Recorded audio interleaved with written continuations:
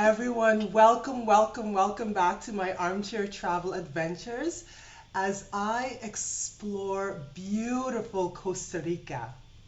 This week, we were speaking with Mariana from the Toucan Rescue Ranch, and she mentioned something about how all conservation works together. Everyone works together for the greater good of conservation.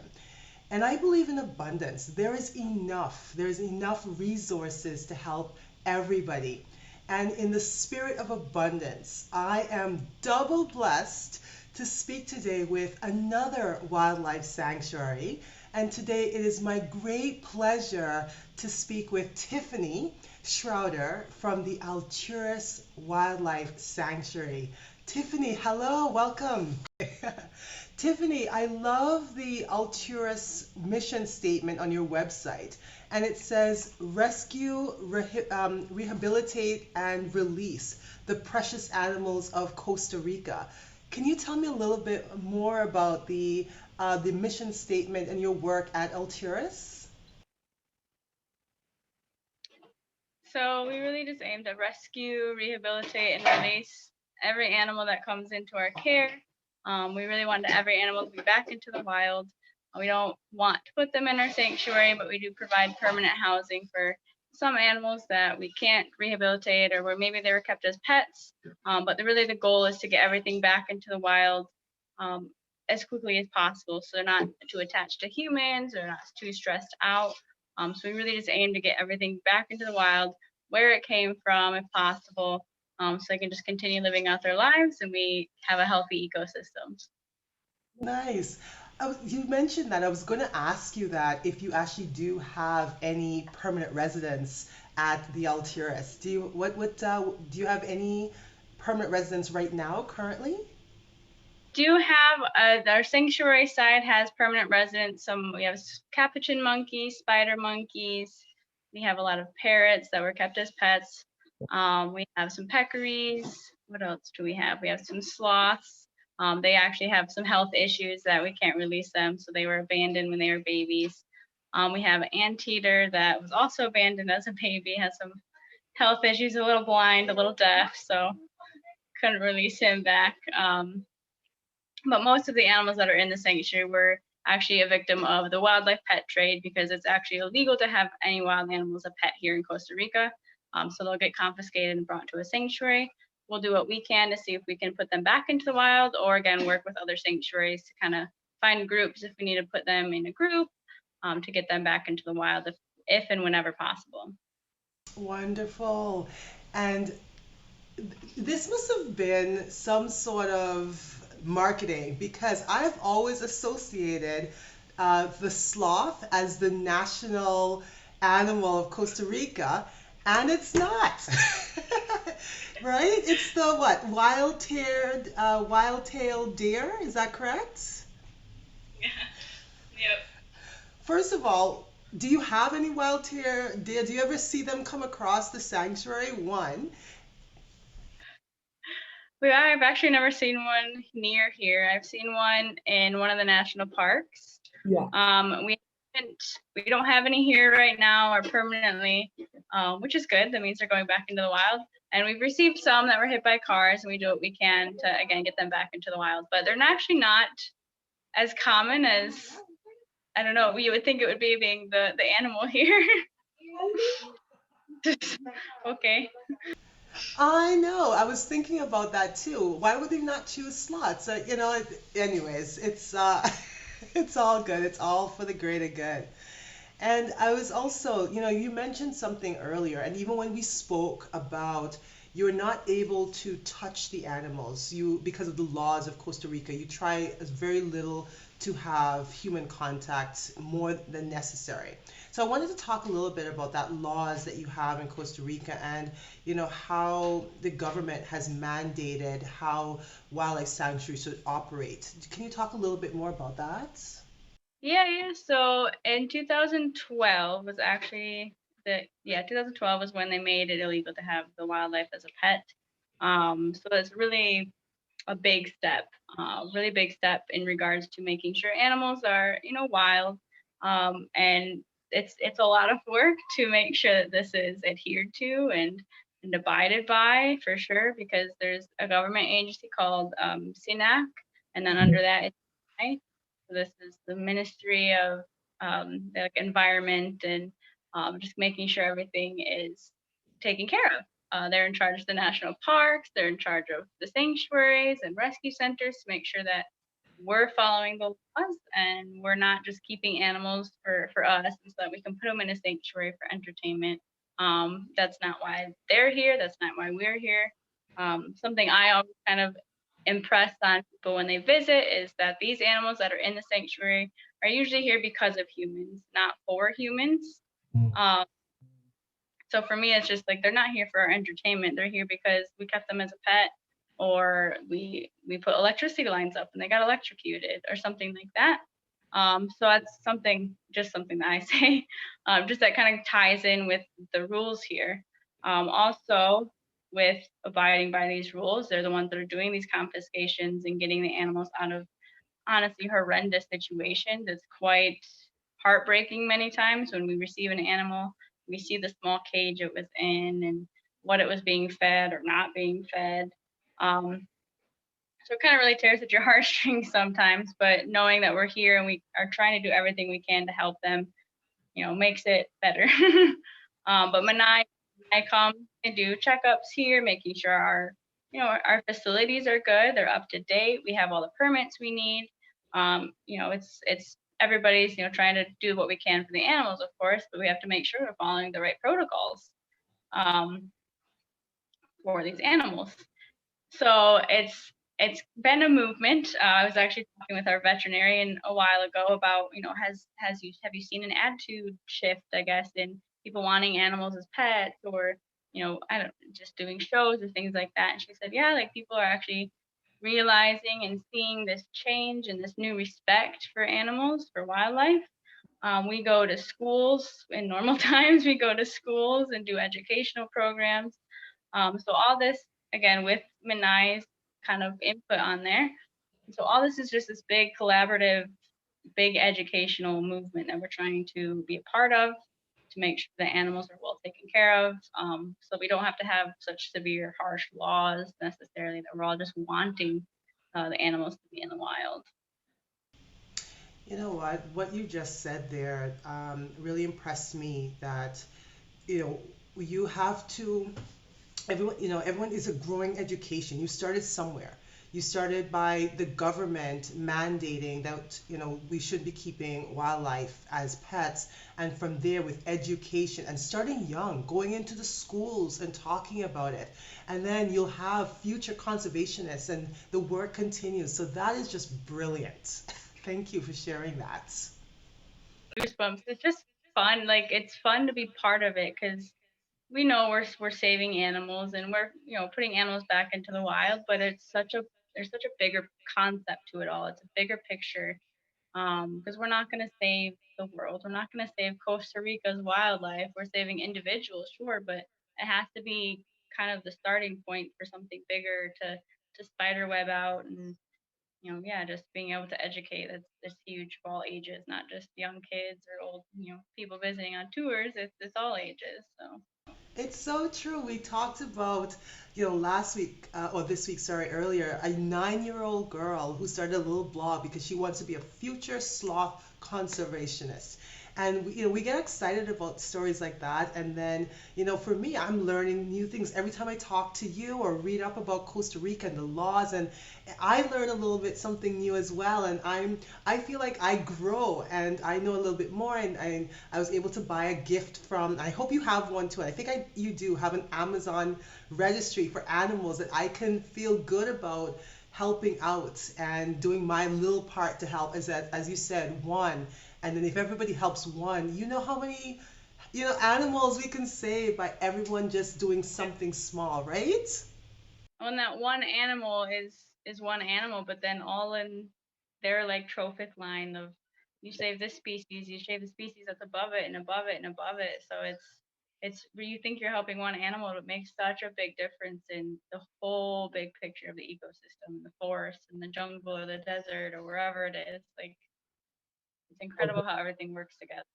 Love that. Love that. Well, we also wanted to hear about some stories of some of the animals that you have at the sanctuary right now. And you had mentioned to me earlier about the sea turtle. And you don't typically have marine life at Alturas, right? Can you tell me a little bit about the sea turtle story? So we received a call. Actually, it was Christmas Day. So Merry Christmas, Alturas. So we received a call Christmas Day that somebody had found the sea turtle stuck in some ghost nets in the ocean. And so it's actually this organization in Oceania that is doing a lot of just research in the ocean and trying to plant more seagrass and just all this again, this big picture things in regards to the marine life. And they got the call from somebody like, oh, there's a sea turtle. Actually there were three sea turtles that were stuck in these nets. And so they were calling people, trying to figure out whose boats they could get on and go collect the sea turtle and get them out of the nets and everything. And so they figured it out, got out there, and there was again, like I said, three sea turtles. Two of them were okay, like they were able to be cut free and loose, and they weren't, maybe a few small scratches, but nothing crazy, and they were released right away. But the one that we have here, her right front like flipper was just already really tangled up in it for so long it was decaying and basically dying already. So we brought her back here and we did amputate that front right flipper. So it was really not an easy decision, of course, but it was, like I said, already decaying and just, so it was really bad. And so we've been rehabilitating her. We've been going twice a week to go get seawater with like our little buckets in the ocean to fill up this tank and fill up her pool. And it's been an interesting time. She's doing well. We're talking about when to release her now because her wound has been healing well and closing up well, with our awesome again vet team, which is amazing, making sure that's clean, giving her the antibiotics she needs to make sure preventing infection. She's really getting quite strong. She's moving well. So we're really excited to get her back out there in the wild. Because it's a green sea turtle. These guys are really endangered. So we want her to be able to lay eggs and reproduce, and so we can increase the numbers.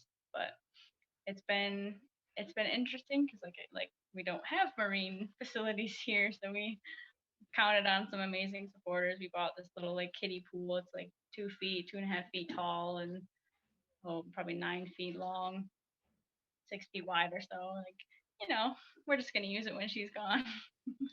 um, no, but really, she's been in there. She's been moving really well, and it's been really nice to see her improve just from being in this bigger pool. Because yeah, the marine life rescue center we used to send the sea turtles we would receive had to close because they just didn't have the funding from the past year. So we're just doing what we can with what we have. No, wonderful. And curious about that. It's the idea that you get bonded sometimes with some of these animals, like her story and so forth.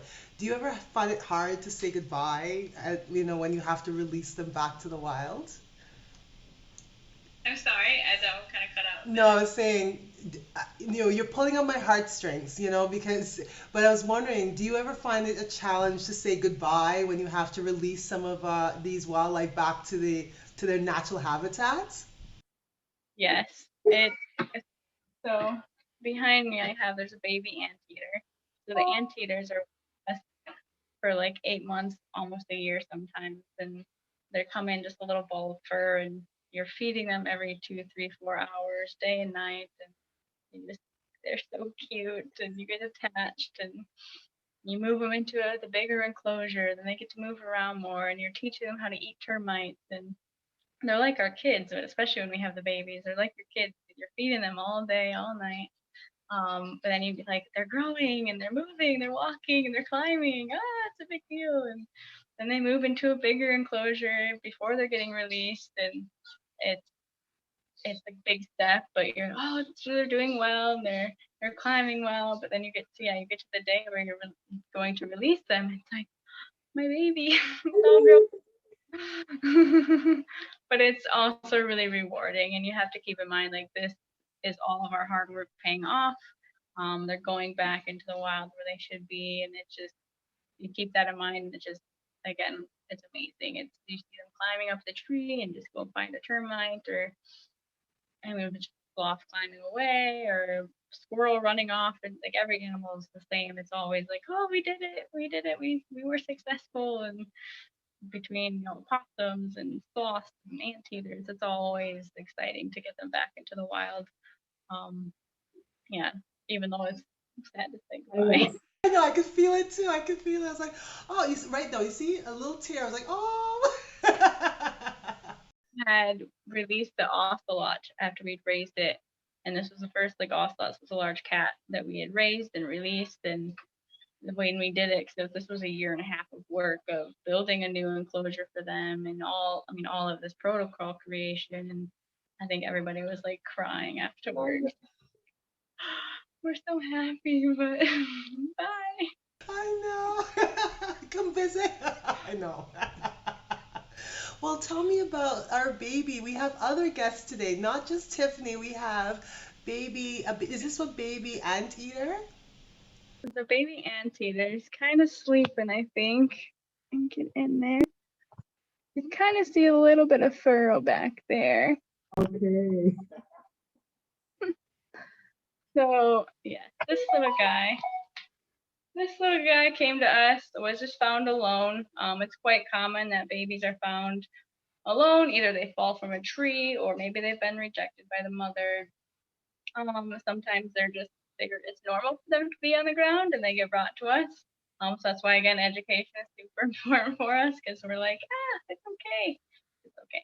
We still help the animals. So this one was just found alone and brought to us. Whenever the baby comes in, we check it over if it has any injuries or any obvious sickness that maybe will give a clue as to why it was abandoned, if it was, or if it just happened to be found. But he was fine, just really, really small and adorable, brought to us, totally healthy. So he's getting his milk. He's just getting milk right now. So he's one we're feeding at like 11 p.m. and 3 a.m. So we're getting up day and night to feed him. So yeah, well, this little guy's just started his long journey here, but hopefully in 8 months or a year, he'll be back in the wild as well. That's what I was gonna ask you. So I guess it will depend on the wildlife, how long they are in your sanctuary. Is that correct? Mm. Try to use what with how long they're with their mom, how long they're drinking milk, and go off of that information. Yeah, and you also have a kinkajou baby, and I had to look this up because I wasn't familiar with that mammal, kinkajou. Below me here, he's also sleeping. He's in that corner there. Oh, look at him. Hello. Nocturnal one. Yes.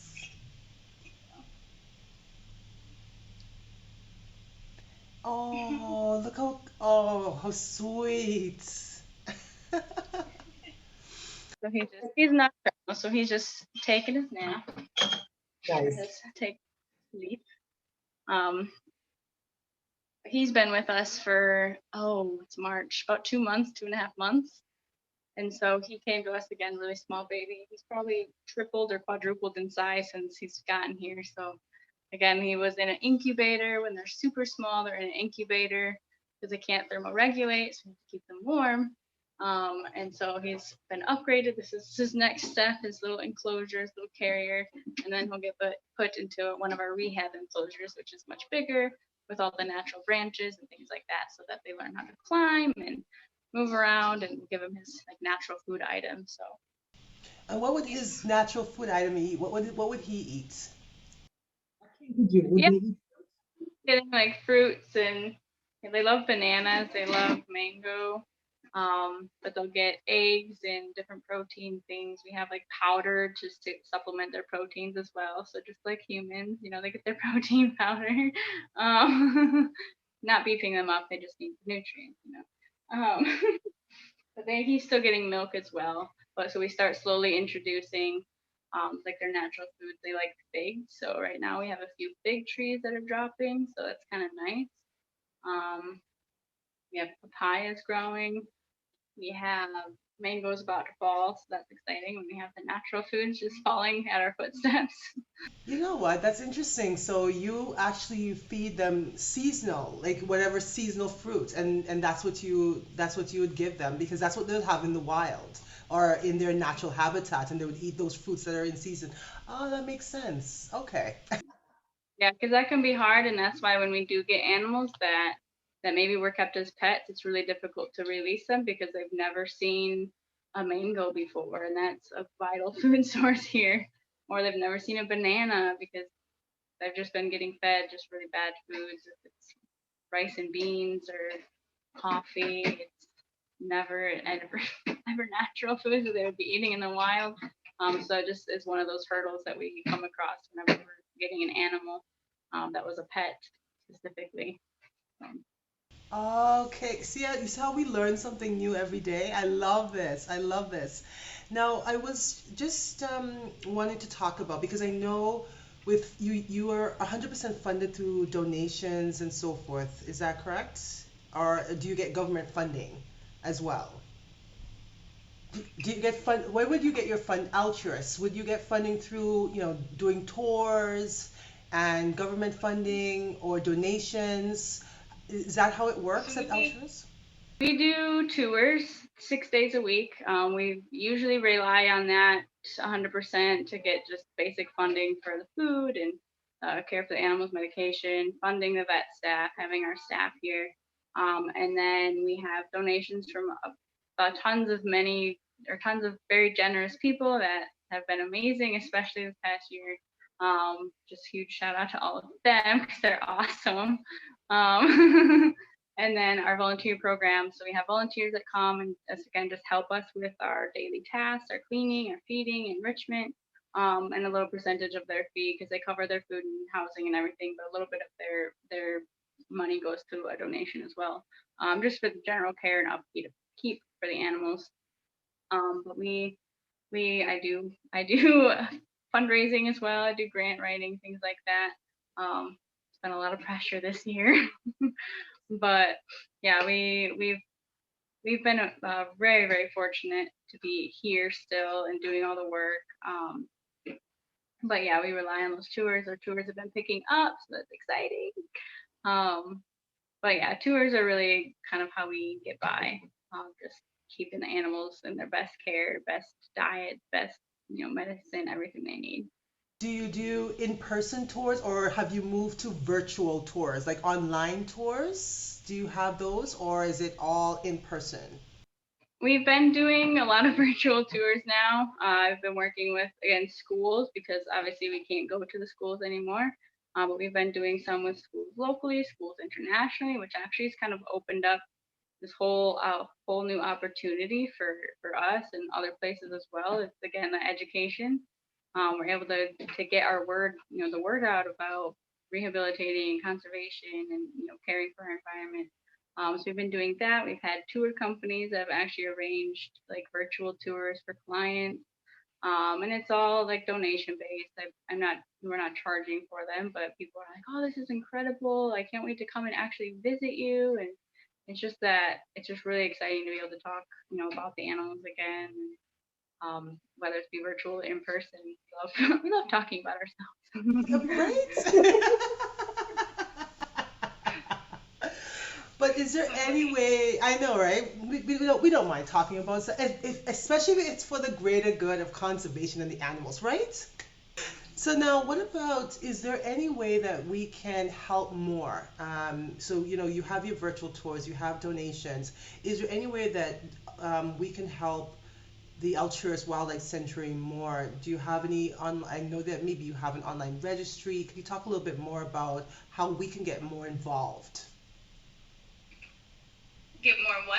Involved in supporting the Alturas and the Um, sanctuary. Sorry, it's like cutting in and out. It's welcome to Costa Rica.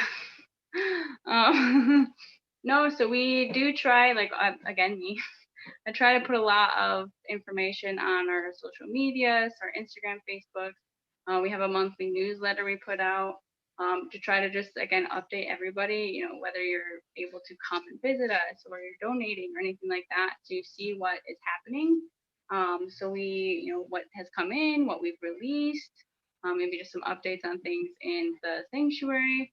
Again, our volunteers, seeing what they're up to, then make everybody want to come volunteer.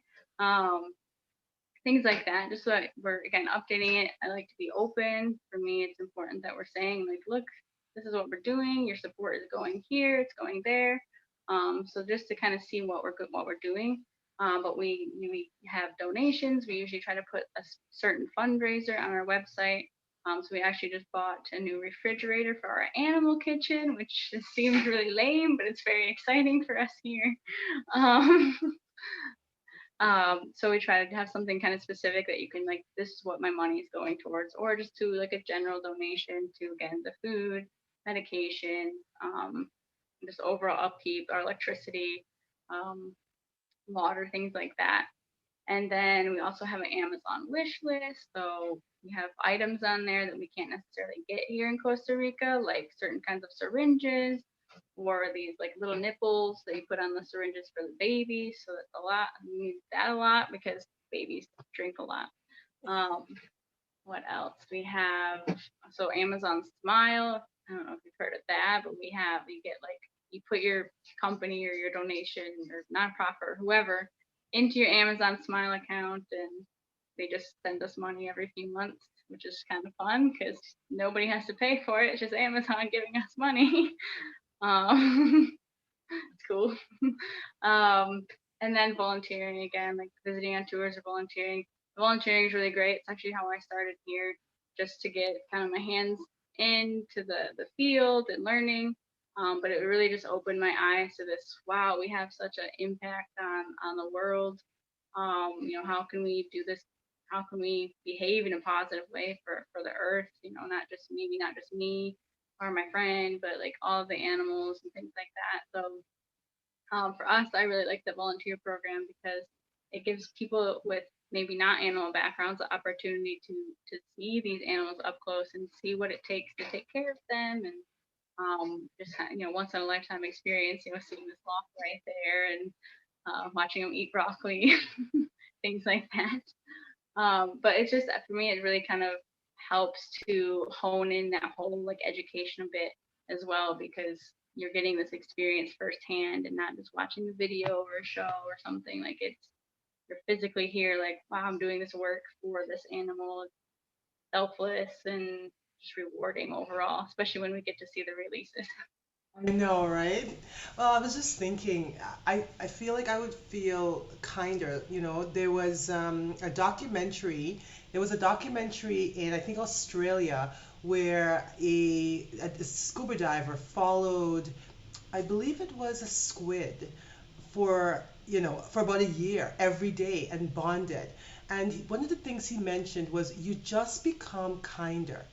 You come kinder to yourself, to other people, to nature, and when you see that connectivity of how everything connects together, it just that whole ecosystem, you just become a softer, kinder human being. And I think that's what volunteering and working firsthand with the animals would be that experience would be Exactly. like, right? That's like, even like you said, to yourself too, being kind to yourself, because I know us here, we get hard on ourselves when, something doesn't go right, or the animal, this didn't work out, or, maybe we have animals that don't make it. So it's like, oh, maybe I did something wrong. And like, no, it was sick. It had all these injuries. There was nothing we could do. But yeah, like, I think that too starts being kind to yourself, and then to others, and it just comes easier for sure. That's huge. Tiffany, well, we've come to the end of our time, and I want to say thank you. Thank you for sharing time and space with me. Thank you for sharing your knowledge, your passion, your smile, your enthusiasm. I've learned so much from you, and I just want to say thank you. I will send a gift. I love that gift registry. So I'm gonna just go on my little Amazon gift and go buy something for the baby slots, and I'll send it over as my thank you. And it's so easy to do. I want to share that link with everyone on the show as well. But do you have any last words, Tiffany, that you want to say? No, it was just really great to chat with you for a bit. Like I said, we love talking about our animals in the sanctuary. So any opportunity to talk for a bit about the work we do. Again, it's just really rewarding, and we really appreciate, you taking the time as well and wanting to talk with us or with me. Um, and yeah, we just hope you guys, everybody enjoys wildlife, whether it be here or far or away or anywhere like that. And any little bit, like I just want to reinforce, there's an abundance. So any little bit that we can do to help, even to educate, even to share, it really goes a long way. And again, when you're able to give back selflessly, you are doing yourself as well as other nature and other species. You're doing them a world of good. So everything helps. And I just want to say, everyone, thank you so much and enjoy the rest of your day. Goodbye. Thanks. Bye.